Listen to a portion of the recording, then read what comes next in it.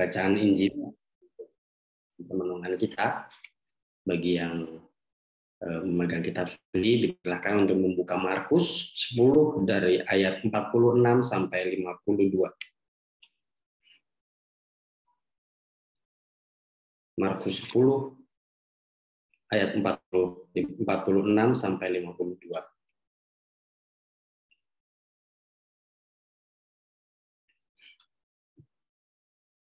Bersamamu dan bersama rohmu. Inilah Injil suci menurut Markus. Dimuliakanlah. Dimuliakanlah Tuhan. Lalu tibalah Yesus dan murid-muridnya di Yeriko. Dan ketika Yesus keluar dari Yeriko bersama-sama dengan murid-muridnya dan orang banyak yang berbondong-bondong, ada seorang pengemis yang buta bernama Bartimeus, anak Timeus, duduk di pinggir jalan. Ketika didengarnya bahwa itu adalah Yesus orang Nazaret, mulailah ia berseru, "Yesus anak Daud, kasihanilah aku." Banyak orang menegurnya supaya ia diam. Namun semakin keras ia berseru, "Anak Daud, kasihanilah aku." Lalu Yesus berhenti dan berkata, "Panggillah dia." Mereka memanggil orang buta itu dan berkata kepadanya, "Kuatkanlah hatimu, berdirilah, ia memanggil engkau." Ia menanggalkan jubahnya, ia segera berdiri dan pergi mendapatkan Yesus. Tanya Yesus kepadanya,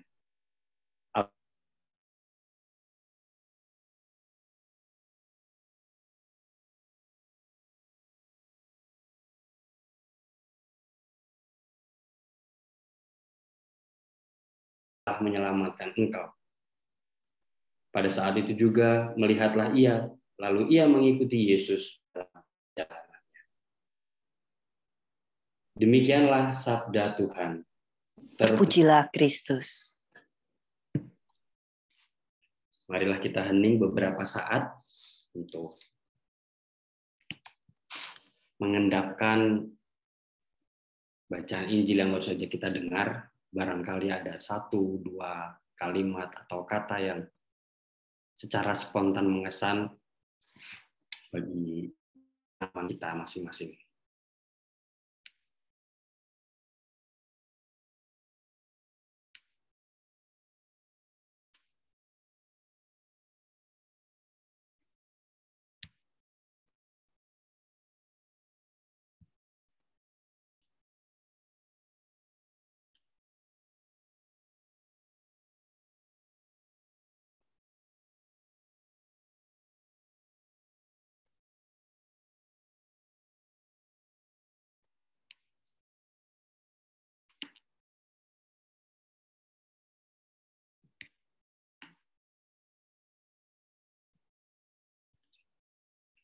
Baiklah, saudara-saudari yang terkasih,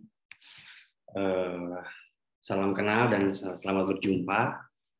Saya Romo Gatot, sekarang sedang bertugas di Ciamis. Saya sangat bersyukur kesempatan ini saya bisa berbagi beberapa buah-buah rohani dari bacaan yang baru saja kita dengar, yaitu tentang kisah penyembuhan Bartimeus. Tentu saja kisah ini bukan lagi kisah yang asing bagi kita, sudah berkali-kali dalam bacaan Injil kita mendengarkannya.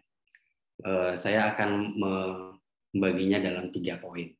Yang pertama tentang konteks perikop yang kita baru saja dengar, lalu nanti kita melihat bagaimana peristiwa penyembuhan, lalu yang terakhir nanti kita melihat buah-buah dari kesembuhan Bartimeus. Mari kita lihat yang pertama. Ini dia. Saudara-saudari yang terkasih, kisah penyembuhan Bartimeus ini dalam Injil Markus ternyata merupakan peristiwa mukjizat yang terakhir yang dilakukan oleh Yesus sebelum ia masuk ke Yerusalem. Di mana kita tahu bahwa Yerusalem adalah tempat Yesus akan menderita, wafat, dan kemudian bangkit. Jadi penyembuhan ini adalah katakanlah menutup rangkaian karya Yesus di depan publik. setelah mengajar, dia menyembuhkan orang kesurupan, lalu ditutup dengan mujizat menyembuhkan orang buta, yaitu Bartimeus. Dan ini bukan kebetulan bahwa mujizat terakhir yang dilakukan oleh Yesus adalah mujizat penyembuhan pada mata, pada penglihatan. Markus, sang penginjil, ingin mengajak kita untuk merenungkan tentang penglihatan, tentang cara kita melihat, yang dalam hal ini bisa kita maknai juga dengan cara kita mengenal, cara kita kepada Yesus. Karena itu yang akan menentukan sejauh mana kita sungguh mengenali Yesus yang nanti akan wafat di kayu salib. Maka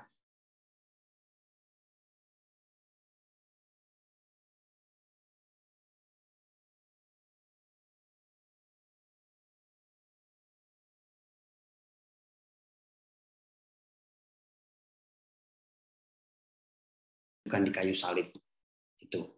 Maka sangat penting memiliki mata yang baru, memiliki penglihatan yang baru. Itulah mengapa kesembuhan pada penglihatan pada orang buta menjadi simbol yang terakhir sebelum Yesus masuk ke Yerusalem. Nah, lalu perikop ini akan dilanjutkan dengan perjalanan Yesus di Yerusalem, di mana ia akan menuntaskan tugas perutusan.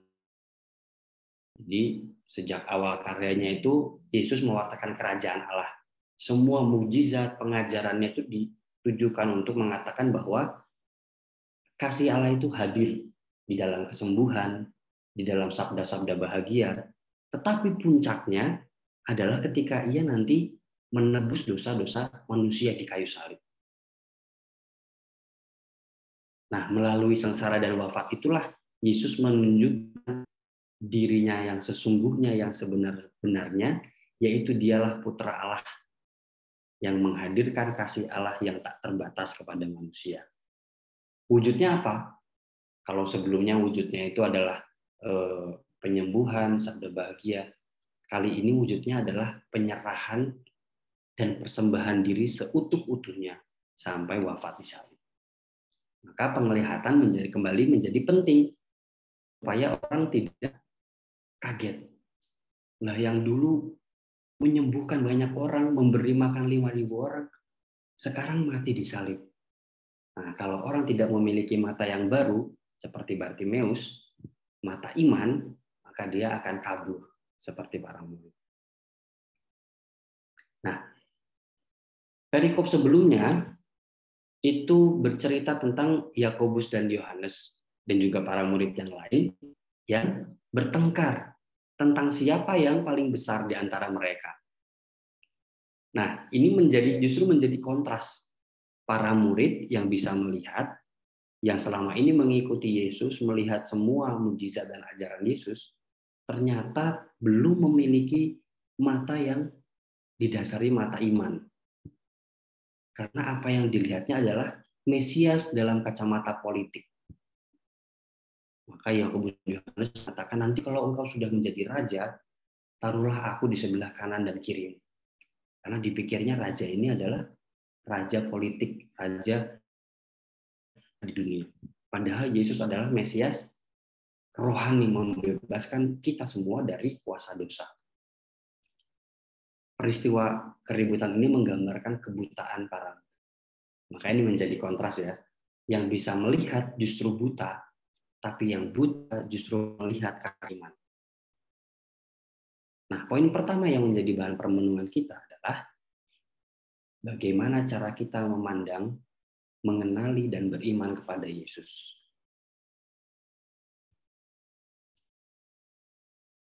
Apakah saya seperti para murid yang memandang Yesus yang mulia itu adalah dia yang duduk di singgasana di langit, dilayani oleh para malaikat,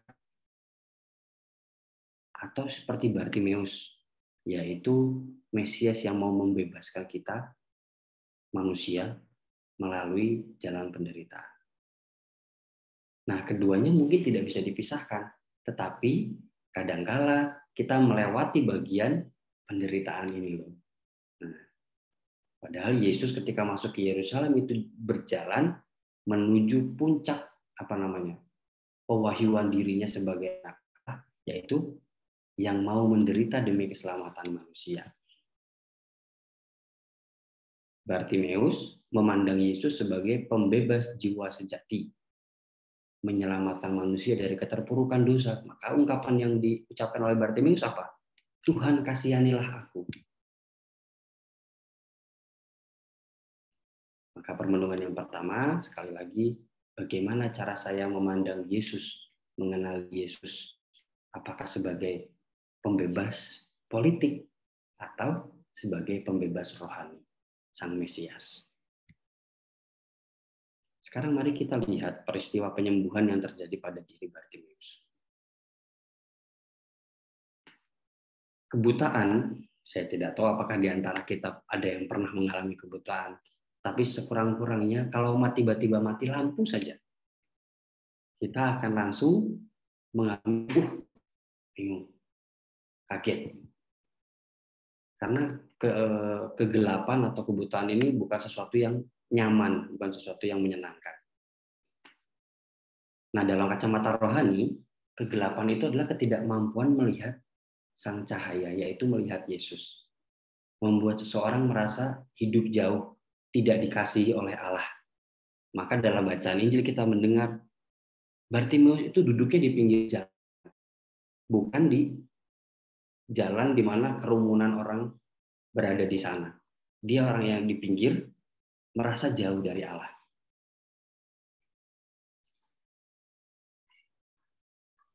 Apakah kita pernah mengalami pengalaman akan kepahitan hidup? Baik pengalaman pribadi maupun pengalaman yang kita temui dalam diri orang lain ataupun di sekitar kita. Dan ketika pengalaman itu terjadi, mungkin kita mulai bertanya, di mana Tuhan? Nah ini, di manakah kuasanya yang besar itu? Mungkin kita ingat 2 tahun yang lalu, ketika awal pandemi mulai mewabah, pandemi COVID-19, betapa banyak orang, entah orang Kristiani, mungkin beberapa di antara kita juga mulai, mungkin sebentar lagi akan kiamat. Allah menghukum dunia ini. Lihat bagaimana kegelapan membuat kita tidak mampu membaca kasih Allah. Kok sepertinya Allah sedang menghukum kita? Padahal kasih Allah itu tercurah, tidak pernah berhenti. Tapi sekali lagi ini bagian dari kemanusiaan kita, bahwa ketika berada di dalam kepahitan, kegelapan hidup, ada kalanya kita tidak bisa melihat itu.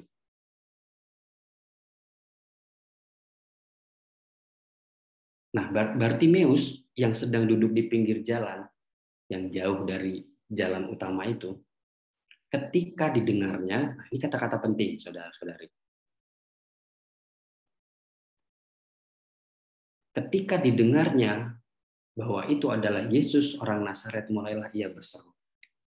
Saya menuliskan di situ fides ex audito, bahwa iman muncul dari pendengaran.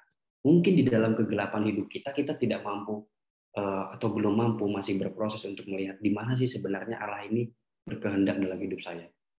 Tetapi apa yang bisa kita dengar untuk menjadi pegangan adalah Sang Sabda, yaitu Yesus. Ya, dengan kita membaca kitab suci, semakin mengenali bagaimana cara Allah bekerja dalam diri Yesus, itulah cara kita untuk mempertahankan iman, supaya ketika kegelapan dalam hidup kita, apapun bentuknya, kehilangan seseorang, kecelakaan, yang membuat kita merasa Allah ini seperti sedang menghukum saya. Nah, iman kita akan Yesus yang nyata, yang seperti dialami Bartimeus, inilah yang menjadi pegangan. Bahwa penderitaan itu bukan sekali-sekali, bukan sama sekali wujud hukuman Allah. Bahwa Yesus yang wafat di salib, itulah wujud yang paling nyata kasih Allah. Maka pendengaran kita, dalam hal ini kita bisa memaknai iman kita, cara kita untuk mendengar, yaitu berdekat dengan Yesus sebagai sabda, itu yang dapat menjadi penjaga iman kita. iman yang tumbuh dari pendengaran akan sabda itu, yaitu kedekatan kita dengan Yesus, sejauh mana kita mengenal Yesus, yang akan membuat kita menyadari bahwa, oh iya Tuhan, ternyata bukan Engkau yang tidak mengasihiku, tetapi aku yang belum mampu melihat Engkau yang mengasihi. Sama seperti Bartimeus. Maka kesadaran bahwa saya ini buta memunculkan ungkapan, Tuhan kasihanilah aku. Berikanlah aku rahmat, supaya aku tidak jatuh ke dalam godaan untuk tidak percaya kepadamu. Kadang-kala kan kepahitan, kegelapan hidup ini, apa namanya, hal yang sering kita bilang, kesengsaraan, bencana, membuat kita tergoda untuk menyalahkan Tuhan. Ini pasti. Apa lagi Tuhan yang harus saya lakukan? Maka ungkapan kasihanilah aku adalah bermakna itu. Tuhan maafkan aku, kadang aku tidak mampu melihat kasih-Mu. Nah, kebutaan, penderitaan, kepahitan justru kalau kita maknai dengan kacamata iman, itu justru menjadi tempat yang paling paling intim ketika Allah mau menunjukkan kasih-Nya kepada manusia.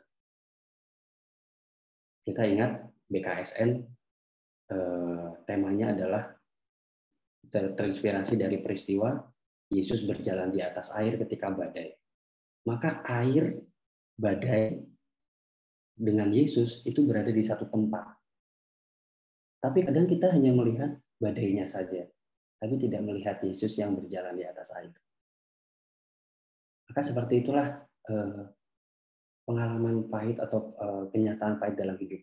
Kadang kita terlalu fokus pada kepahitan sampai kita tidak mampu melihat kehadiran Allah yang mau menyelamatkan. Padahal persis ketika pengalaman pahit itu datang, menimpa kita dan menimpa semua orang, disitulah kerahiman Allah itu justru ingin dinyatakan semakin besar.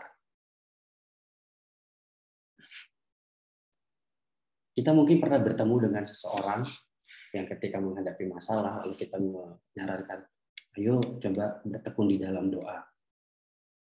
Lalu dia akan bilang, kamu sih gampang menyuruh berdoa. Emang kalau berdoa masalahnya selesai. Nah, inilah yang kesembuhan yang dialami oleh Bartimeus. Berteriak, memohon, itu adalah ungkapan doa. Ketika seseorang berada di dalam kesesakan hidup, dia akan berdoa, berteriak, memohon kepada Allah. Tetapi kita lihat bahwa penyembuhan yang terjadi itu bukan pada masalahnya, terjadi pada cara melihat. Sehingga mungkin ketika orang yang sungguh berdoa dengan iman, mungkin tetap akan menghadapi masalah hidup, tetapi memiliki penglihatan yang cara melihat yang berbeda. Maka apa yang terjadi pada Bartimeus yang tadinya buta menjadi melihat, bisa kita maknai demikian pula. Ketika kita berdoa memohon, mungkin masalah hidup kita tidak langsung hilang. Tapi cara kita melihat masalah hidup akan diperbaharui. Nah, itulah kesembuhan Bartimeus. Doa mungkin tidak menghilangkan masalah hidup, tapi memampukan kita melihat dengan kacamata iman, memaknai sebagai pengalaman perjumpaan dengan Allah yang menyelamatkan. Itulah yang melahirkan pengharapan di dalam kebuntuan dan sukacita dalam penderitaan.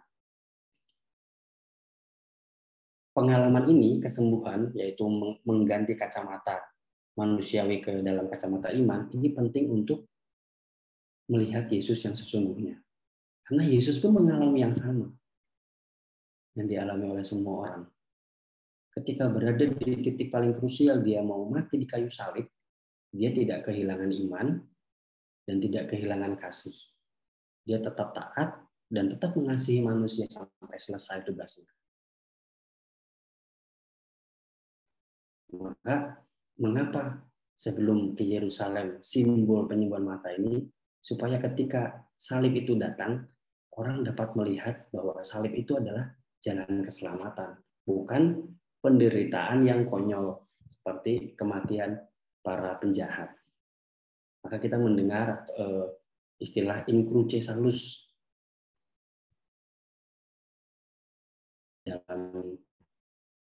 Di dalam salib ada keselamatan. Lalu di dalam penyembuhan ada sebuah dialog. Yesus bertanya, apa yang kamu kehendaki supaya aku perbuat bagimu? Dan Bartimeus menjawab, Guru, supaya aku dapat melihat.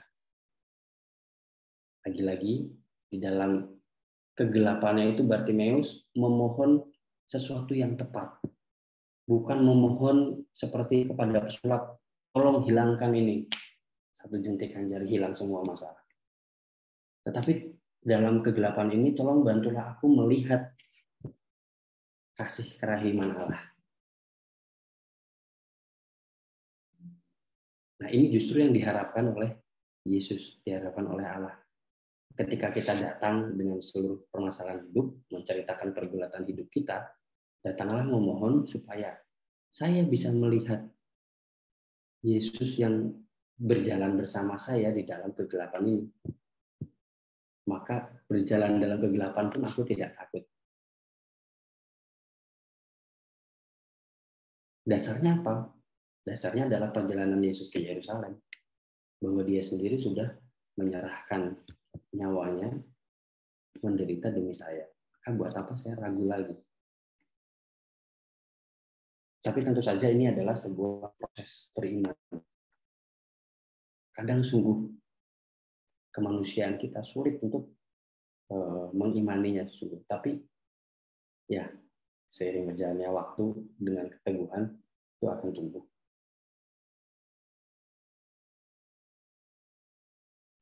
Kesembuhan adalah sebuah perubahan. Baik kita tadinya secara fisik tidak melihat menjadi melihat. Perubahan dari gelap menjadi terang. Dari kacamata manusiawi ke kacamata iman, kacamata ilahi. Dari pemenuhan diri para murid Yakobus dan Yohanes menuju pada persembahan diri dan persembahan hidup Yesus yang disalib. Dan itulah yang ingin ditunjukkan oleh Yesus. Maka sembuhlah matamu dan lihatlah aku berjalan ke Yerusalem dan ikutlah aku. Maka buah-buah kesembuhan yang diterima oleh Bartimeus karena imannya itu, yaitu karena dia memohon supaya ia dapat melihat kehadiran Allah dalam kegelapannya. Dikatakan, pergilah, imanmu telah menyelamatkan engkau. Kalimat ini bukan berarti bahwa melulu hanya usaha kita manusia. Tetapi lihat, kerendahan hati, kesadaran bahwa saya terkadang buta, yang akhirnya diungkapkan dengan kalimat Tuhan kasihanilah, itu menjadi pintu kerahiman Allah. Orang yang datang kepada Allah dengan kesombongan bahwa saya sudah berusaha, Tuhan saya sudah beramal, Tuhan saya sudah berdoa, apalagi yang harus saya perbuat. Nah ini rasa-rasanya jadi kita yang mau menjadi Tuhan, saya sudah begini, lalu Tuhan harusnya begitu. Sedangkan orang yang dengan rendah hati memohon belas kasih Allah, Tuhan kasihanilah, mampukanlah aku melihat. Maka yang di sini yang menyelamatkan tetap kuasa kerahiman Allah. Tetapi kita dengan rendah hati dan terbuka memohon rahmat itu. Dan yang terakhir, buah dari kesembuhan itu, saudara-saudari, akhirnya bukan kesombongan. Kesombongan bahwa, wah sekarang saya bisa melihat, sekarang saya tahu banyak hal tentang Yesus, saya sekarang tahu ini itu. Seperti para murid mungkin, saya sudah terpilih menjadi murid, saya mengikutinya, saya melihatnya membagikan makanan bagi 5.000 orang. Sehingga mereka merasa berhak untuk mendapat tempat di kanan dan kiri Yesus. Itu kacamata manusiawi, duniawi. Arahnya pada pemenuhan diri. Sedangkan kesembuhan yang dialami oleh Bartimeus itu membawanya kepada pada bagian akhir Injil dikatakan. Pada saat itu juga melihatlah ia, lalu ia mengikuti Yesus dalam perjalanannya, yaitu mengikuti Yesus ke Yerusalem, di mana dia akan mati mempersembahkan dirinya bagi keselamatan banyak orang. Nah, ini kesembuhan yang sejati adalah akhirnya orang tidak lagi dalam segala pergulatan hidupnya, kepahitannya, hanya memikirkan dirinya sendiri. Tapi mampu juga dengan mengikuti Yesus itu akhirnya mempersembahkan dirinya pada penyelenggaraan Allah serta kasih kepada sesama. Dan itu yang dikehendaki oleh Yesus. Maka Ibu Bapak, saudara-saudari yang terkasih, memohon kerahiman ilahi membutuhkan kerendahan hati yang sungguh dalam. Artinya menyadari bahwa secara manusiawi ada kalanya saya ini orang buta yang tidak mampu melihat kasih Allah dalam hidup. Kadang tergoda menyalahkan orang lain, menyalahkan diri sendiri, bahkan menyalahkan Allah. Maka kerendahan hati ini menjadi pintu masuk supaya kerahiman Allah itu bisa kita rasakan. Karena kalau datang dengan kesombongan, kita hanya akan seperti para murid yang ditolak oleh Yesus. Maka semoga pengalaman Bartimeus ini juga menjadi pengalaman kita memberikan kacamata yang dari kacamata duniawi, kacamata manusiawi menjadi kacamata iman, dari pemenuhan diri menjadi pemberian diri. Marilah kita hening sejenak.